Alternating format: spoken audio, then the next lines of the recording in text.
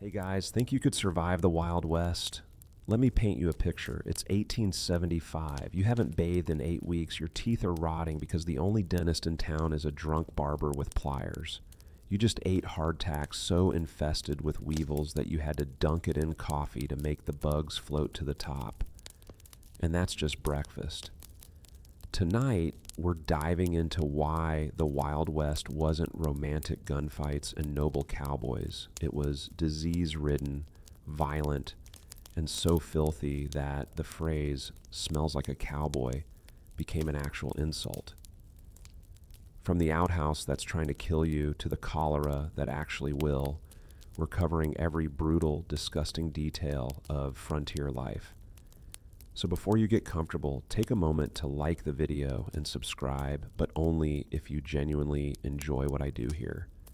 And let me know in the comments where you're tuning in from and what time it is for you. It's always fascinating to see who's joining us from around the world. Now dim the lights, maybe turn on a fan for that soft background hum, and let's ease into tonight's journey together. We're heading back to 1870s Wyoming, and I promise you, by the end of this, you'll never complain about your morning routine again. Congratulations, you just woke up in the year 1875 somewhere in the Wyoming Territory. The good news, your heart is still beating. The bad news, so is everything else in your bed. And I mean everything. Let's start with where you're sleeping. Your bed, if we're being generous enough to call it that, is a wooden frame covered with a burlap sack stuffed with hay and straw. Not fresh hay, not clean straw. We're talking about plant matter that's been decomposing under your weight for the past 6 months, fermenting into a botanical crime scene that smells like a barn floor married a wet dog and had children. The straw pokes through the fabric constantly. Every time you shift, a fresh spike jabs into your back, your legs, your neck. It's like sleeping on a bed of very polite needles. And the hay? It's hosting a full ecosystem. Fleas, lice, bed bugs, mites, possibly a family of mice. They're not your roommates. They're your landlords. And they've been dining on you all night. You try to stretch, but immediately regret it. Your spine cracks like someone snapping dry branches for kindling. You're 28 years old, which in Wild West terms makes you a senior citizen. Your joints sound like a gravel truck backing up. Your knees pop so loud, the chickens outside think it's gunfire. The room you're in is a one-room wooden shack, no insulation. The wind blows straight through gaps in the walls wide enough to fit your fingers through. In winter, frost forms on the inside of the walls. In summer, it's a convection oven that bakes you slowly throughout the day. Right now, it's early morning, and the temperature inside is maybe 3 degrees warmer than outside, which is to say you can see your breath. There are no curtains because there are no windows, just a hole in the wall covered with oiled paper or maybe an old flour sack if you're lucky. Light filters through in a dim, depressing glow. You share this space with your entire family, and possibly someone else's family, and definitely a goat. Privacy is a concept that won't be invented for another 100 years. You blink the sleep crust out of your eyes. Your mouth tastes like something crawled in there, died, and was then used as a latrine by smaller creatures. Your hair is matted with sweat and probably a few actual bugs. Your clothes, which you slept in because taking them off would mean freezing to death, are stiff with dried sweat and dirt. And now, nature is calling, loudly, insistently, with the urgency of someone who ate rehydrated beans for dinner last night, which you did, because that's all there was. Time to face the outhouse. Let me be very clear about something. The outhouse is not a bathroom. It's not even a room. It's a wooden box built over a hole in the ground, placed as far from the house as possible without technically being in another county. And there's a very good reason it's far away. The smell. You pull on your boots, which may or may not have a scorpion sleeping in them, and stumble outside. It's still dark. The sun hasn't come up yet. You're walking 50 yards through mud, dust, or snow, depending on the season, toward a structure that looks like it was built by someone who learned carpentry from a drunk beaver. As you get closer, the smell hits you. It's not just bad, it's weaponized. It's the kind of smell that has physical presence that actually pushes back against you like an invisible wall of concentrated suffering. This is what happens when dozens of people use the same hole for months or years without any concept of ventilation or sanitation. You open the door, it creaks like a haunted house sound effect. Inside, there's a wooden bench with a hole cut in it. That's it. No toilet paper, because toilet paper won't be mass-produced until the 1890s. Instead, there's a bucket of corn cobs. Yes, corn cobs. Or if you're fancy, maybe some old newspaper or catalog pages. The Sears catalog was particularly popular, which gives new meaning to the phrase, browsing the catalog. You sit down carefully because splinters are a real and constant danger. And then you notice the other residents. Flies, hundreds of flies. They buzz around in the darkness like tiny, disease-carrying helicopters. Some of them land on you. You've stopped caring. But worse than the flies are the spiders. Black widows love outhouses. They build webs in the corners, under the seat, sometimes right where you're about to sit. Their venom can kill you. But honestly, at this point, death might be a relief because you just realize something else. It's freezing. Your bare skin is touching wood that's been outside in sub-zero temperatures all night. Parts of you that should never experience cold are now experiencing cold. Intense, shocking, breathtaking cold. In summer, it's the opposite. The wood is hot enough to brand you. There's no winning. And the smell, let me come back to the smell. It's not fading. It's not something you get used to.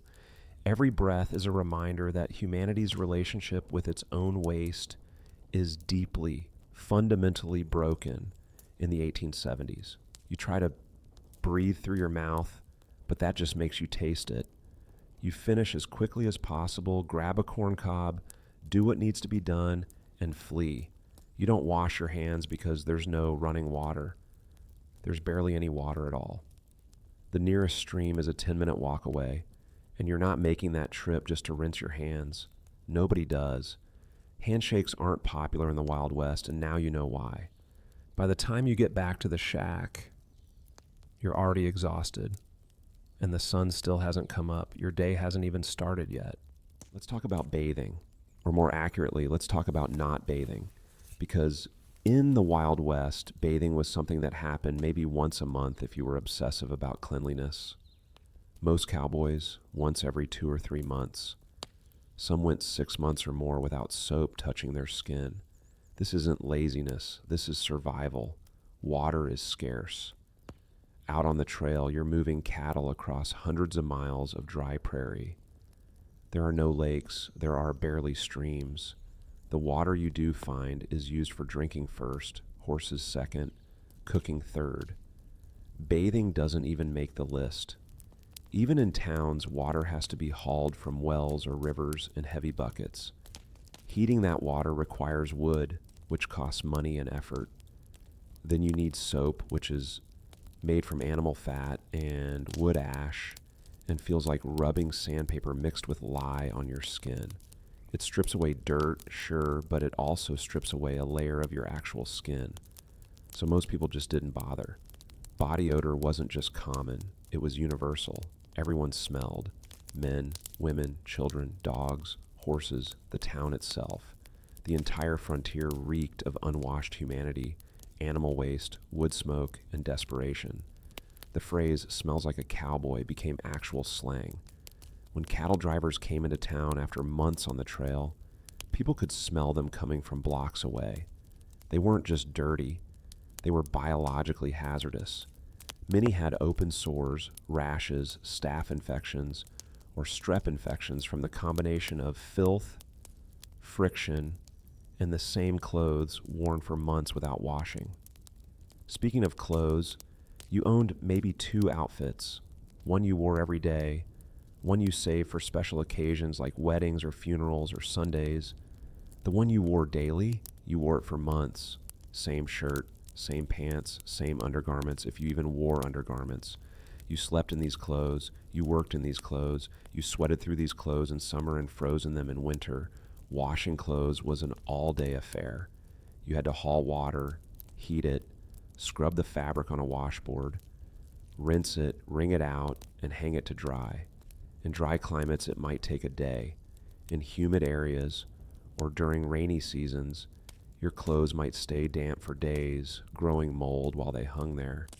Most people just accepted that their clothes would be permanently stained with sweat, dirt, blood, and various mystery substances.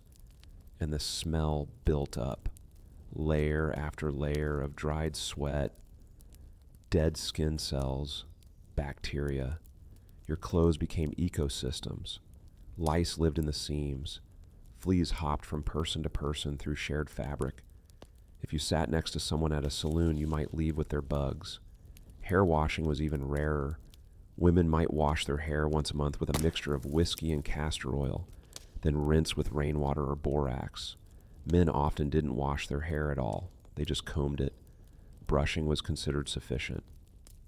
The Victorian rule of 100 strokes before bed came from this era because if you couldn't wash your hair, at least you could redistribute the grease. But here's where it gets darkly funny. People believed that being too clean was dangerous. There was a widespread theory that frequent bathing opened your pores and let disease in. Doctors even warned against excessive cleanliness, claiming it made you vulnerable to illness. So people proudly stayed filthy, thinking they were protecting their health. The reality was exactly the opposite. The filth was killing them. Bacterial infections, fungal infections, parasites, rashes that never healed, open wounds that became septic. But without germ theory, which wouldn't be widely accepted until the 1880s, no one understood the connection. So you went about your day covered in a protective layer of dirt, sweat, and God knows what else, surrounded by other people in exactly the same condition. And everyone just accepted it. This was normal. This was life. At least you were all suffering together. After a long morning of not bathing, not washing your hands, and working in conditions that would violate every health code ever written, you might head to the local saloon. Surely that's better, right? A place to relax, have a drink, enjoy some civilization. Wrong. The saloon is possibly worse than anywhere else you've been. First, let's talk about the layout. There are no bar stools, zero. Everyone stands. The bar has a brass rail at the bottom where you can rest one foot, saloon style, giving you that classic cowboy stance. And at the top of the bar, hanging from hooks, are towels. These towels, in theory, are there so you can wipe beer foam from your mouth and beard after drinking. That's the idea. A nice hygienic touch.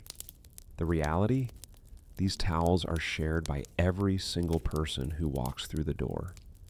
They're used by dozens, sometimes hundreds of men per day, and they're almost never washed. You'd walk up to the bar, order a whiskey, take a swig, and then reach for the communal towel to wipe your face. That same towel has been used by the guy next to you, and the guy before him, and the guy before him. Some of those men had tuberculosis, some had typhoid, some had syphilis. All of them had terrible hygiene. The towel is essentially a biological weapon disguised as hospitality. But wait, it gets worse. Let's talk about spitting. In the 1870s, chewing tobacco was incredibly popular. Almost every man in the saloon has a wad of tobacco tucked in his cheek, and every few minutes he needs to spit out the juice. Spittoons are placed along the bar for this purpose, nice brass containers, easy to aim for. Except nobody actually aimed for them. Most men just spit directly onto the floor.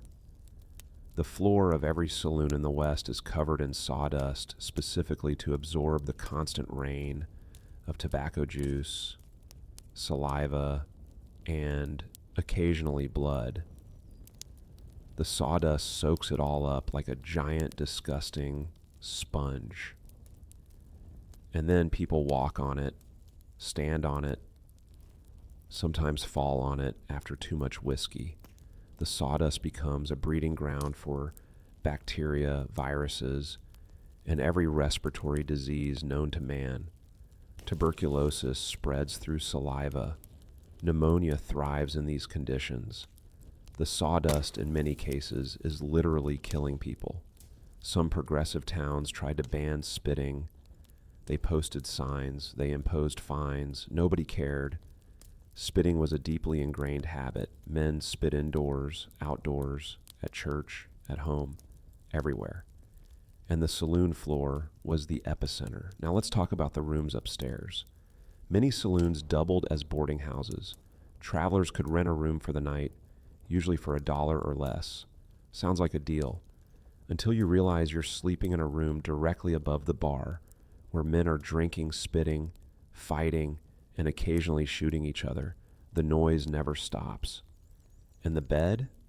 Same situation as everywhere else. Straw mattress, bugs, thin blankets that smell like every previous guest, none of whom bathed. The sheets, if there are sheets, haven't been changed in weeks, maybe months. You're essentially sleeping in a collective stew of human filth. But you're exhausted. You've been working since dawn. You've had 3 whiskeys. You don't care anymore. You lie down, pull the blanket over your face to keep the bed bugs out of your mouth, and pray that tomorrow will somehow be better. Spoiler alert, it won't be. Let's start with breakfast. If you're lucky and working with a cattle drive, you might have access to a chuck wagon. This is a mobile kitchen pulled by oxen, filled with basic supplies. The cook, often called Cookie, is the second most important person in the crew after the trail boss. A good cook keeps morale up.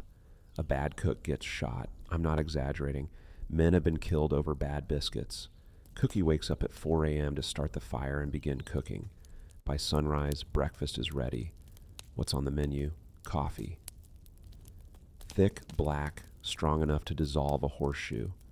It's made by boiling coffee grounds directly in water, then waiting for them to settle to the bottom. If you're lucky, someone strains it through a bandana first. If not, you just drink it gritty and hope the texture builds character.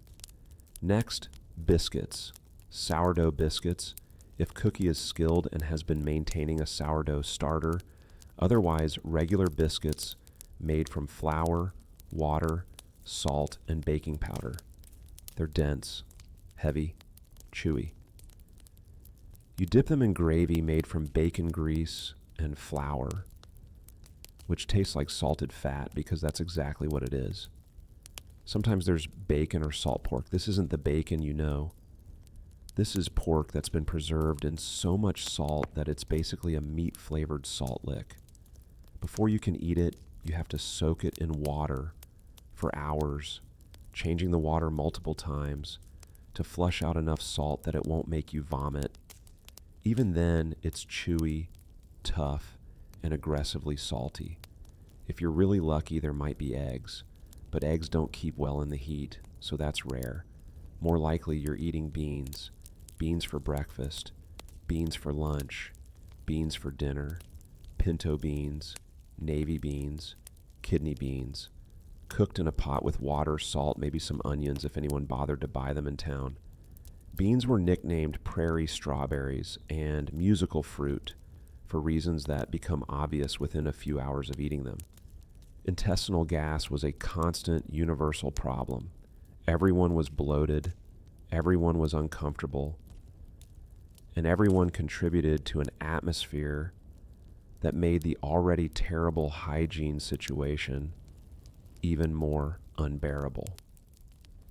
Now let's talk about hardtack. This is bread for people who hate happiness. Hardtack is made from flour, water, and salt. That's it. No yeast, no sugar, no flavor. The dough is rolled flat, cut into squares, and baked at low heat for hours, until every molecule of moisture has been driven out. The result is a cracker so hard it could stop a bullet. I'm not exaggerating about the hardness. Men would smash hardtack with rifle stocks to break it into pieces small enough to eat. Some would soak it in coffee or water for 10 minutes just to make it chewable. Others would fry it in bacon grease, which helped, but also added a layer of sadness to an already tragic food item. And here's the best part. Hardtack often had weevils in it. These are tiny beetles that infest grain products. They'd burrow into the hardtack and lay eggs. When you bit into a piece, you'd sometimes find little white worms wriggling around inside. Soldiers during the Civil War who ate hardtack constantly developed a technique. They'd tap the hardtack against the table to knock out the bugs, or they'd dunk it in hot coffee. The heat would make the weevils float to the top, and you'd skim them off before drinking. Cowboys did the same thing. It wasn't even considered weird. Protein is protein. If you were traveling without a chuck wagon, your food options got even worse. You'd pack dried beef jerky, which was so tough and salty it was basically leather. You'd chew on it for 20 minutes before you could swallow. Dried fruit like apples or apricots, if you could afford them. And pemmican, which is a mixture of dried meat pounded into powder, mixed with rendered fat and sometimes berries, then formed into bars. Pemmican is nutritionally dense. It can last for years without spoiling.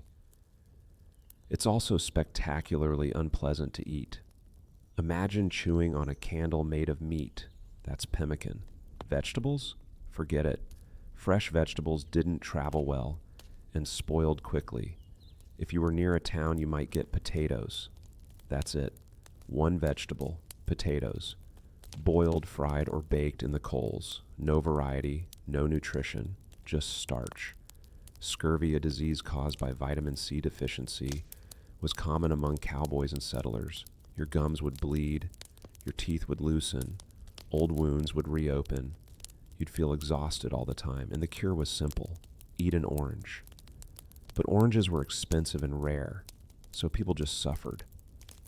By the time you finish your breakfast of bitter coffee, rock-hard biscuits, and beans that will haunt you for hours, you're full but not satisfied, you're nourished but not happy, and you've got a long day of work ahead of you, fueled by a meal that tastes like punishment. Welcome to frontier cuisine. If you thought the filth, the food, and the outhouse were bad, let me introduce you to the real villain of the Wild West, disease, specifically cholera, the fastest killer on the frontier. Cholera is a bacterial infection spread through contaminated water. When it hits fast. You start feeling sick. Within hours, you're vomiting uncontrollably. Then comes the diarrhea. Not regular diarrhea. Explosive, constant dehydrating diarrhea that drains your body faster than you can replace fluids. Your skin turns gray. Your eyes sink into your skull. Your body temperature drops. And within 24 to 48 hours, you're dead. In severe cases, you can go from feeling a little off to dead in less than 12 hours. And cholera loved the Oregon Trail, loved it, because the Oregon Trail followed rivers and thousands of pioneers used those rivers for everything. They washed clothes in them. They dumped chamber pots into them. They bathed in them, which was rare but did happen. They let their animals drink from them and defecate near them, and then they filled their water barrels from the same rivers and drank it. The Platte River in Nebraska was the worst. Nearly every wagon train traveling west stopped there to rest, resupply, and water their animals. Thousands of people camped along the same stretch of river, all using it as a toilet, laundry, and drinking source simultaneously. The water was a bacterial nightmare. Cholera outbreaks would sweep through wagon trains like wildfire. One day, everyone's fine. The next day, 10 people are sick. The day after that, half of them are dead. Bodies were buried in shallow graves along the trail, sometimes in rows of 50 or more. Wolves and coyotes would dig them up as soon as the wagons moved on. And there was no treatment. Doctors tried bloodletting, thinking it would balance the body's humors. Spoiler, it didn't work. They tried opium to stop the diarrhea. Sometimes that helped. Sometimes it killed the patient faster. Mostly people just died. But cholera wasn't the only killer. Typhoid fever was almost as bad. It spread through contaminated water, just like cholera, but it took longer to kill you. First, you'd get a high fever that lasted for weeks, then diarrhea, then weakness so profound you couldn't stand. About 10 to 20% of people who got typhoid died. The rest just wished they were dead. Dysentery, also known as the bloody flux, was another waterborne horror. It caused severe diarrhea with blood and mucus. You'd lose so much fluid that you'd become dangerously dehydrated. And because dehydration makes you confused and weak, you couldn't even help yourself. People would die within sight of water because they were too weak to crawl to it. Then there was tuberculosis. TB spread through the air, carried in the tiny droplets people coughed out. And remember, everyone was coughing. The air quality was terrible. Dust storms, smoke from cooking fires, people coughing in saloons, in churches, in homes. TB could infect your lungs, but it could also infect your bones, your skin, your brain. TB was called consumption because it consumed you. Slowly, you'd lose weight, cough up blood, sweat through your clothes every night. It took months or years to kill you, and there was no cure. You just wasted away, getting thinner and weaker until your body gave up. Smallpox was another terror. It spread through direct contact or through contaminated blankets and clothing. First, you'd get a fever, then a rash. Then the rash would turn into pustules that covered your entire body. Your face would swell so badly, you'd be unrecognizable. If you survived, and many didn't, you'd be left with deep scars all over your face and body. Native Americans were hit hardest by smallpox. They had no immunity to European diseases, and entire tribes were wiped out. Mortality rates in some communities reached 90%. It was a biological catastrophe. Influenza, measles, mumps, whooping cough, and scarlet fever all swept through towns and wagon trains regularly. In an era with no vaccines, no antibiotics, and no real understanding of how diseases spread, epidemics were just accepted as part of life. You'd lose a child to measles. You'd lose a spouse to pneumonia. You'd lose a sibling to diphtheria. It was normal. And the average life expectancy reflected this brutal reality. If you made it past childhood, which was a big if, you might live to 40 or 50. But reaching 60, that made you ancient, a survivor, someone who'd beaten odds that killed most people decades earlier. The irony is that the diseases killing everyone were preventable. Clean water, hand washing, quarantine, basic sanitation. But none of that existed on the frontier. Miasma theory, the idea that diseases were caused by bad air and foul smells, dominated medical thinking. Doctors didn't wash their hands between patients. They didn't sterilize tools. They didn't understand bacteria or viruses. So disease ran rampant, and it killed more people than guns, knives, Native American attacks, and wild animals combined, by a massive margin. If you went west, your biggest enemy wasn't outlaws or starvation. It was the invisible microscopic organisms living in your water, your food, and the air you breathed. You wouldn't last a week. Let's say you wake up one morning with a toothache, not a little sensitivity, a deep throbbing, lightning bolt to the brain kind of pain that makes you want to rip the tooth out yourself. What do? Well, you have a few options. None of them are good. Option one, ignore it. This is the most popular choice. You just live with the pain, hoping it goes away on its own. Sometimes it does, usually it doesn't. The tooth rots, an abscess forms, infection spreads through your jaw and into your bloodstream, and then you die from a toothache. This happened more often than you'd think. Option two, find a dentist. Good luck. Professional dentists are almost non-existent in the Wild West. The few who do exist are barely trained, work out of saloons or barber shops, and have no idea what they're doing. Dental school won't become a real thing until the late 1800s. Until then, dentists are mostly barbers, blacksmiths, or just guys who own a pair of pliers and claim to know what they're doing. If you find one of these dentists, here's what happens. You sit in a chair, or maybe just stand there, no anesthesia, no numbing. Maybe if you're lucky, someone offers you a bottle of whiskey. You take a few swigs, bite down on a leather strap, and pray. The dentist grabs your tooth with pliers, not medical grade pliers, just regular pliers, possibly the same ones he used to shoe a horse that morning. He yanks, you scream, your tooth comes out, or it breaks, leaving the root behind, which will now definitely get infected and kill you. If the dentist is particularly incompetent, he might pull the wrong tooth.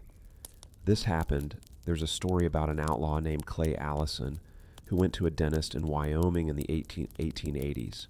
The dentist, probably drunk, pulled the wrong tooth. Allison was furious, so he held the dentist down and pulled one of his teeth as revenge. No anesthesia, just pure frontier justice. Allison's tombstone, after he died a year later, read, "He never killed a man that did not need killing." Make of that what you will. But let's say you can't find a dentist, or you're too scared to let a barber near your mouth with pliers. What's your third option? Do it yourself. This was common. Men would tie a string around the bad tooth, tie the other end to a doorknob, and slam the door. Or they'd just grab the tooth with their own hands and yank. It didn't always work. Teeth are surprisingly well anchored. But sometimes desperation gives you strength. There was also a fourth option, cocaine. Starting in the 1880s, cocaine became widely available as a painkiller. Toothache drops containing cocaine were sold over the counter. You'd apply a few drops to your gums, and within minutes, your entire mouth would go numb. The pain would vanish. You'd feel amazing, actually. Cocaine is a hell of a drug. The problem is, cocaine doesn't fix the tooth. It just masks the pain. So people would become addicted, using cocaine drops daily to avoid dealing with the actual problem. And when the tooth finally rotted completely and fell out, they'd just move on to the next one. Oral hygiene was basically non-existent. Toothbrushes existed, but they were expensive and rare. Most people used twigs, chewed on mint leaves, or just didn't clean their teeth at all. Toothpaste wouldn't be mass-produced until the 1870s. Before that, people used baking soda, salt, or just rubbed their teeth with a cloth. By age 30, it was normal to have multiple missing teeth. By 40, you might have lost half of them. By 50, if you lived that long, you'd be lucky to have any teeth at all. Dentures existed, but they were uncomfortable, expensive, and often made from ivory, wood, or even teeth pulled from corpses. George Washington famously had dentures made from hippopotamus ivory and human teeth. They didn't fit well, they hurt, but they were better than having no teeth at all. In the Wild West, most people just accepted tooth loss as inevitable. You'd eat softer foods. You'd avoid anything that required serious chewing. And you'd try not to smile because a mouthful of blackened, broken teeth wasn't exactly attractive. So yeah, if you woke up with a toothache in 1875, your best bet was probably to get very drunk and hope for a miracle. Let's talk about violence, not the Hollywood version with heroic shootouts at high noon and honorable duels. Let's talk about the actual violence of the Wild West, which was random, brutal, and disturbingly common. First, the murder rate. In Dodge City, Kansas, during its boom years from 1876 to 1885, residents had a 1 in 61 chance of dying by homicide. That's a murder rate of about 165 per 100,000 people. To put that in perspective, the murder rate in the United States in 2020 was about 7.8 per 100,000. Dodge City was more than 20 times deadlier. And Dodge City wasn't even the worst. Some mining towns and cattle towns had even higher murder rates. Deadwood, South Dakota, Tombstone, Arizona, El Paso, Texas, which was nicknamed Hell Paso because it was so violent. These places were powder kegs. Fights broke out over everything. Over card games, over women, over someone looking at someone else wrong. Men carried guns everywhere, and alcohol flowed freely, which is a terrible combination. Most murders weren't premeditated. They were stupid, drunken brawls that escalated too quickly, and guns were everywhere. Wagon trains in the 1840s carried absurd amounts of weaponry. One recorded train of 72 wagons carried 260 rifles and pistols, a literal ton of lead for bullets, and half a ton of gunpowder. Why? Because everyone was terrified of Native American attacks. Ironically, Native American attacks were statistically rare. Between 1840 and 1860, fewer than 350 pioneers were killed by Native Americans. That's out of hundreds of thousands of people traveling west. You were far more likely to die from disease, accidents, or your own poorly handled firearm. Gun accidents were a leading cause of death. Most pioneers and cowboys had little to no experience with guns. They'd buy a rifle or pistol, load it wrong, store it wrong, or handle it carelessly. People shot themselves in the leg while loading, shot themselves in the foot while drawing, shot their friends while cleaning a gun they thought was unloaded. One of the first gun deaths on the Oregon Trail was a man named John Shotwell. Ironic name. He reached for his rifle by the muzzle, accidentally pulled the trigger, and shot himself in the chest. Instant death. Then there were wagon accidents. Wagons were heavy, cumbersome, and prone to tipping. People fell off, got crushed under wheels, got dragged by their own oxen.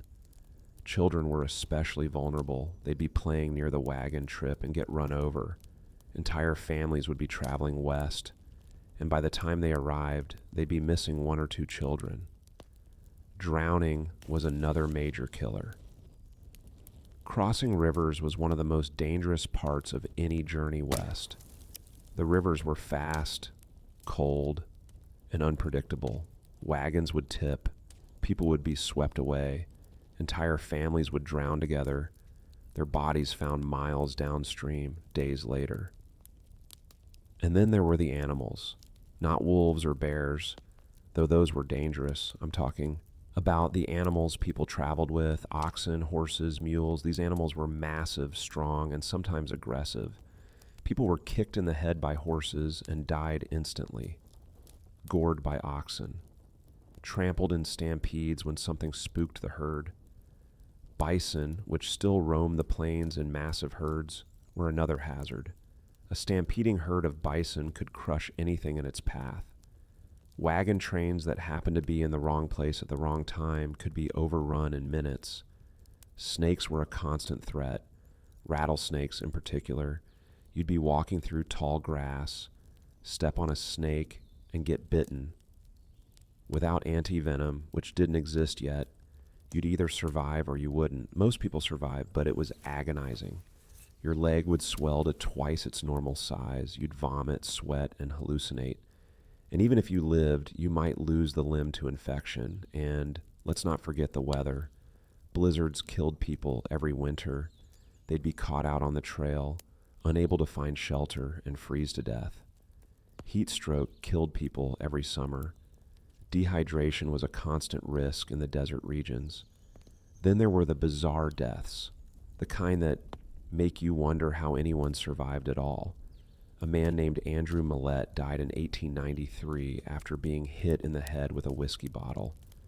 A man named John Crummins ate 14 eggs in one sitting and died, presumably from some kind of digestive rupture. Another man died from a broken thumb, just a broken thumb. How? Probably infection, but the official cause of death was listed as broken thumb.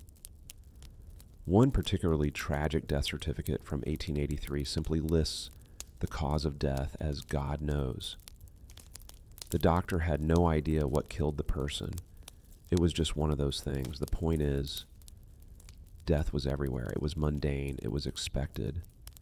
And it came in so many forms that you could never really feel safe. You could avoid the outlaws, survive the diseases, and escape the accidents, only to be killed by a spooked horse or a falling tree branch. The Wild West didn't need to be as dangerous as Hollywood made it. It was already dangerous enough on its own. Now let's talk about what happened when you got sick or injured. Because in the Wild West, medicine was less of a science and more of a desperate gamble. Doctors were rare. Most towns didn't have one. If you lived on a ranch or farm, the nearest doctor might be days away. So most people treated themselves or relied on folk remedies passed down through generations. Some of these remedies worked. Most didn't. Some actively made things worse. If you did manage to find a doctor, congratulations.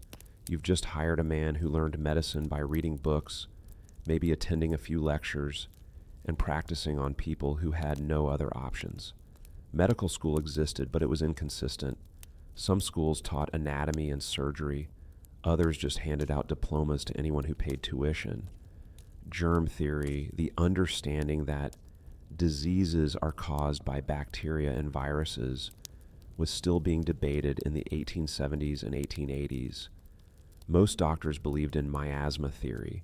Diseases were caused by bad air, foul smells, and imbalanced humors, so their treatments reflected this misunderstanding.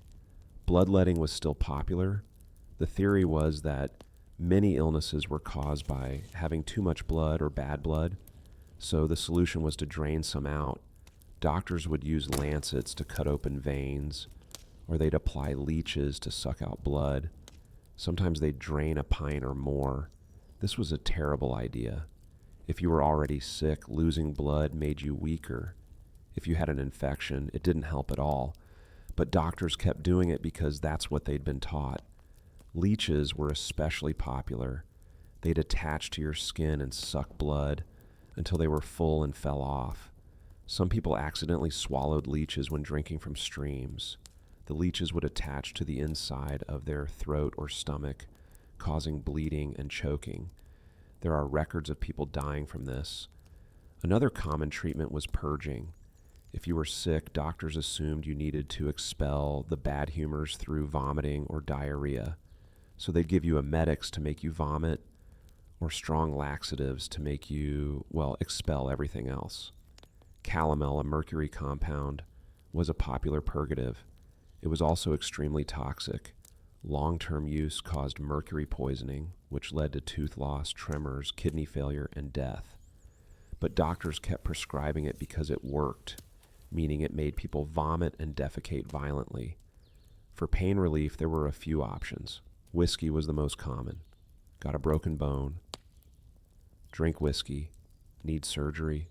Drink more whiskey. It didn't really help, but at least you'd be too drunk to remember the pain clearly. Laudanum, a mixture of opium dissolved in alcohol, was another option. It actually worked pretty well for pain. The problem was it was highly addictive. People would start using it for a toothache and end up hooked for life.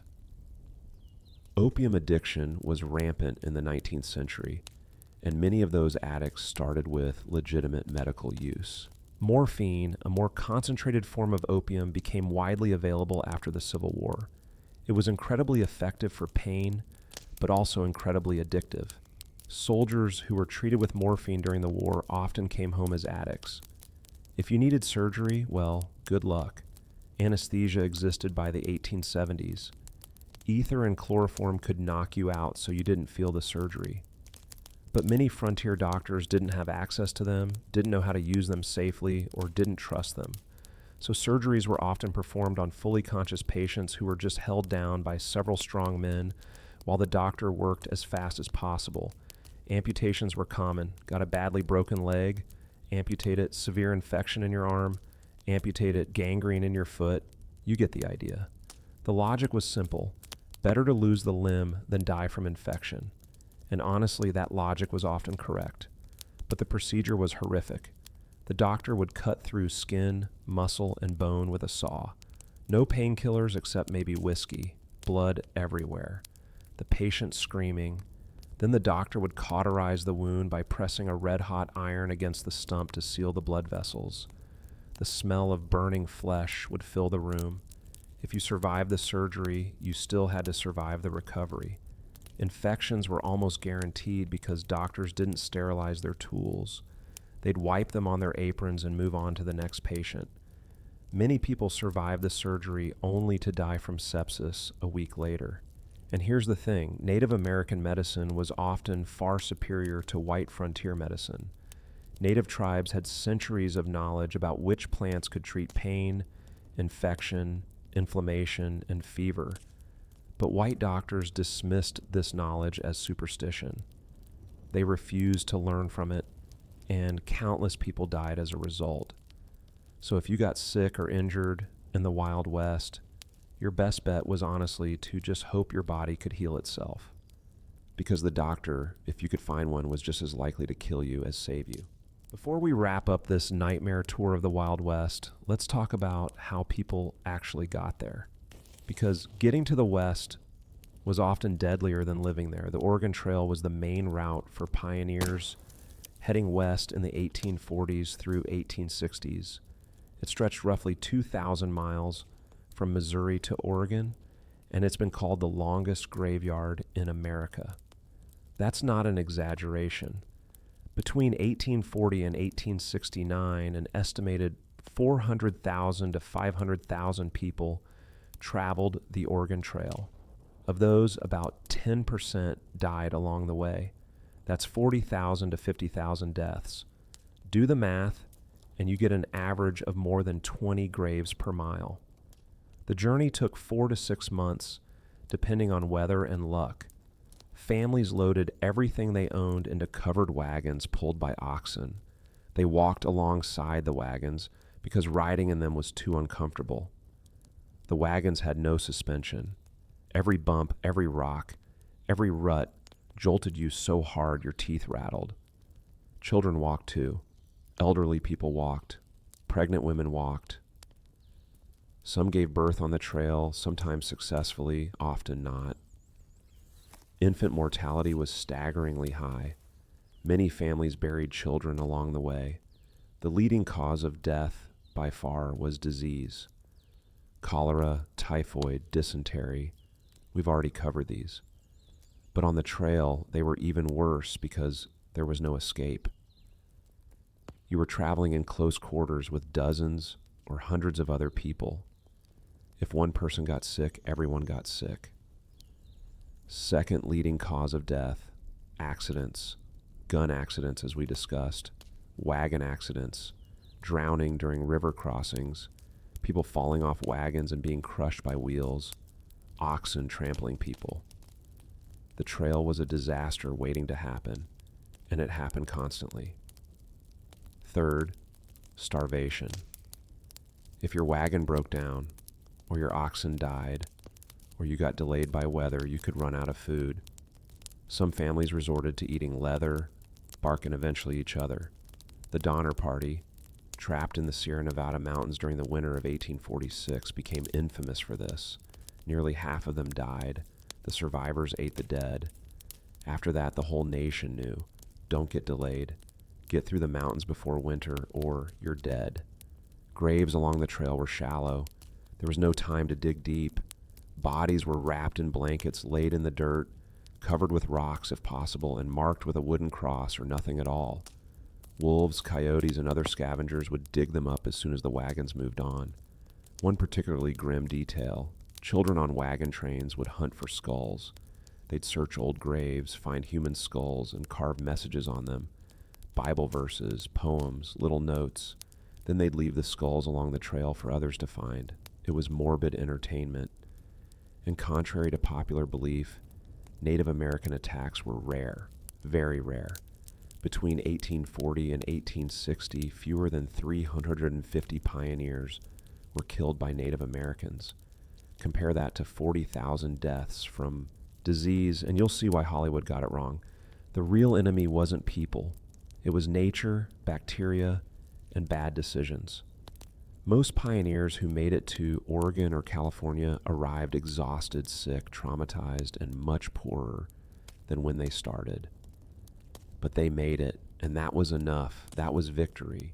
Before we wrap up, let's take a moment to appreciate some of the stranger deaths recorded in Wild West history. Because if disease, violence, and accidents weren't enough, the frontier found creative ways to kill people. In 1887, a man named John Crummins sat down and ate 14 eggs in one sitting. Then he died. The official cause of death was listed as eating 14 eggs.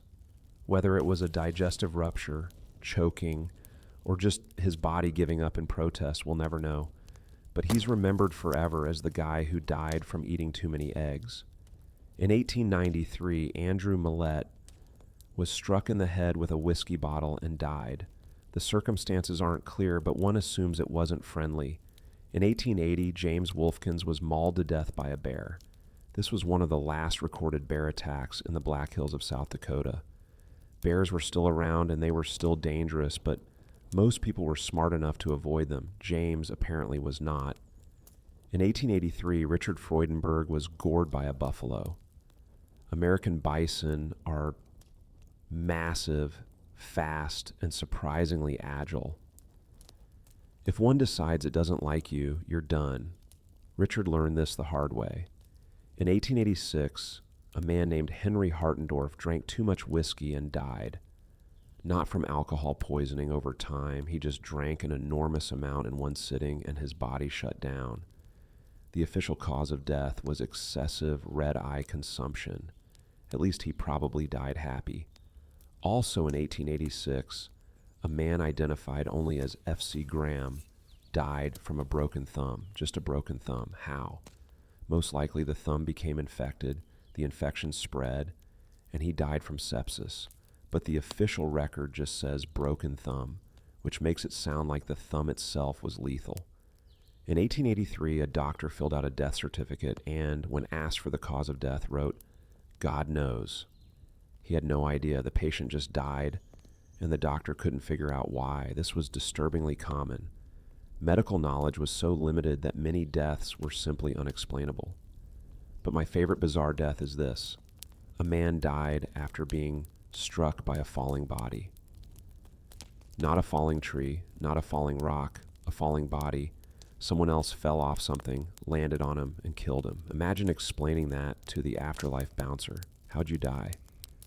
Well, funny story. These strange deaths highlight just how unpredictable and absurd life could be on the frontier. You could survive cholera, gunfights, and bear attacks only to be killed by someone else's corpse falling on you. Life was cheap, death was random, and sometimes it was just plain weird. So let's recap. You've woken up in a bed full of bugs. You've used an outhouse that's trying to kill you. You haven't bathed in 2 months. You've eaten food that barely qualifies as edible. You've been surrounded by disease, violence, and danger at every turn. And you've realized that modern medicine in the 1870s is basically guessing with extra steps. Could you survive a day in the Wild West? Maybe. Could you survive a week? Probably not. A month? Absolutely not. Because here's the thing. Even the people who lived in the Wild West didn't really survive it. They endured it. They made it through by sheer stubbornness, luck, and a willingness to accept suffering as normal. But they paid a price. Chronic illness, missing teeth, scars, trauma. Most of them died young. The average life expectancy in the Wild West was around 35 to 40 years. If you made it to 50, you were considered old. If you made it to 60, you were basically a wizard. People age fast because life was hard. A 30-year-old cowboy looked 50. A 40-year-old woman looked 60. The sun, the work, the stress, and the disease wore people down. And all of this, every bit of it, was just normal life. This wasn't a disaster. This wasn't a war zone. This was just how people lived, day after day, year after year, until they couldn't anymore. So the next time you're annoyed that your Wi-Fi is slow, or your coffee isn't hot enough, or your shower takes a minute to warm up, just remember, your worst day is still better than the best day in the Wild West. You wouldn't last a day. And honestly, that's okay, because nobody should have to.